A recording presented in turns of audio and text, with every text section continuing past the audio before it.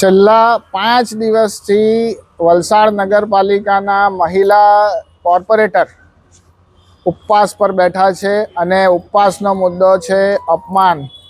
જે કોર્પોરેટર ભ્રષ્ટાચાર સામેની લડત મજબૂતીથી લડી રહ્યા છે અને શાસક પક્ષમાં હોવા છતાં પોતાનો અવાજ બખૂબી ઉઠાવી રહ્યા છે અને બેખૌફપણે ઉઠાવી રહ્યા છે, ત્યારે એમને જ અપમાન થતું હોય અને આટલા દિવસોથી પ્રમુખને અહીં આવવાનો સમય નથી મળતો અને એમનો આક્ષેપ છે અને એમનું મંદુક પણ છે કે આદિવાસી સમાજની આરક્ષિત સીટ પરથી ચૂંટાયેલા સદસ્યોને પણ અહીં આવવાનો સમય નથી મળતો। એ ખરેખર દુઃખદ બાબત છે અને એથી અમે અહીં એમને સમર્થનમાં આવ્યા છે। અમે એકલા જ નથી આવ્યા, એમની કામ અને એમની લોકપ્રિયતા અહીં આપણને દેખાઈ રહી છે। આટલી મોટી સંખ્યામાં જ્યારે લોકો આવતા હોય તે કોઈ એમને એમ નથી આવતા હતા। આજે નાનામાં નાના માણસને જ્યારે અહીં આવવા માટે સમય મળતો હોય ત્યારે ચૂંટાયેલા સભ્યો કેમ ઉપસ્થિત નથી? અને સરકાર એક બાજુ જ્યારે મહિલા સન્માન, મહિલા વિકાસની વાતો કરતી હોય ત્યારે એમને આજે સાંત્વના આપવા માટે 2 શબ્દો તો કહેવા જોઈતા હતા અને એમની માંગ પર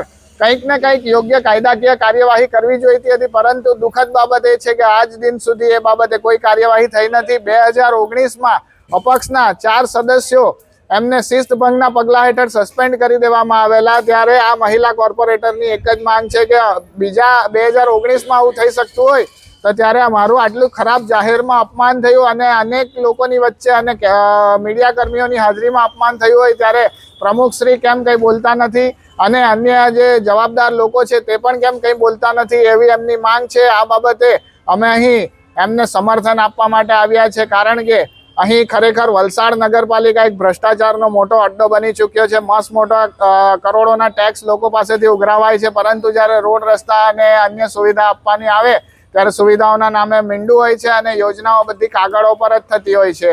આ બાબતે એમણે ઘણા ગંભીર આક્ષેપો કર્યા છે અને આ બાબતે માનનીય મુખ્યમંત્રી શ્રી હોય કે આજે મહિલા બાળ વિકાસ મંત્રી શ્રીમતી મનીષાબેન વકીલ હોય કે વલસાડ જિલ્લા કલેક્ટર શ્રી હોય, આ બાબતે તાત્કાલિક સંજ્ઞાન લે અને આ મહિલાને ન્યાય અપાવે એવી અમારી માંગ છે।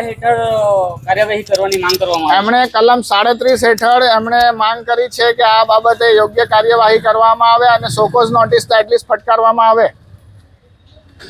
અને જે અપમાન કરવામાં આવ્યું છે એના ઉપર સમાજની કેવી લાગણી છે?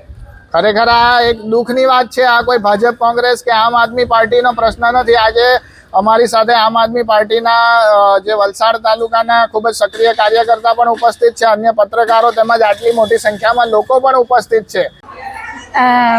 તારીખ 10/8/2026ના રોજ વલસાડ નગરપાલિકા સામાન્ય સભા લેવામાં આવી હતી।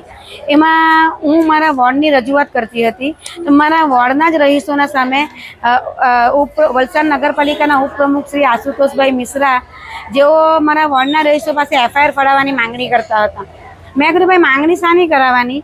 તમે એ વોર્ડના સભ્યોએ તમને 10 ફોન કર્યા, તમે આવ્યા નહીં। એમના ઘરમાં કમર સુધીના પાણી હતા એટલે એમણે રસ્તો ખોદી કાઢ્યો। તો એમાં તમારે FIR ફાળવવાની જરૂર કાં આવતી છે? તમે કામમાં નિષ્ફળ ગયા તો તમે કબૂલો।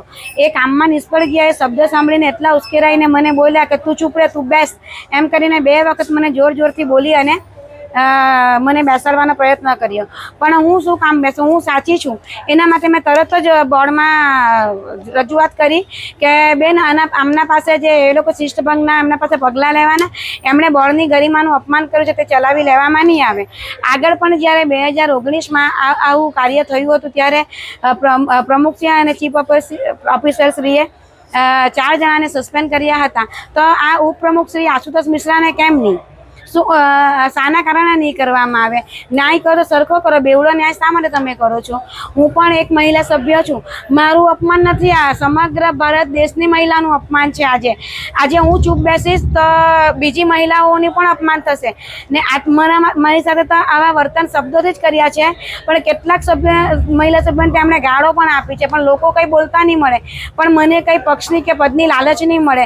મને મારું આત્મસન્માન બહુ વાલું।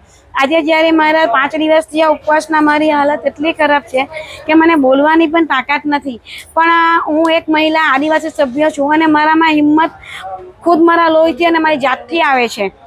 હું કેટલી બી હાલત મારી ગંભીર રહેશે, ભલે ને મારાથી ચલાશે નહીં, પણ હું મારો ઉપવાસ નહીં તોડું અને અહીં જ બેસીશ જ્યાં સુધી મને ન્યાય ન મળે.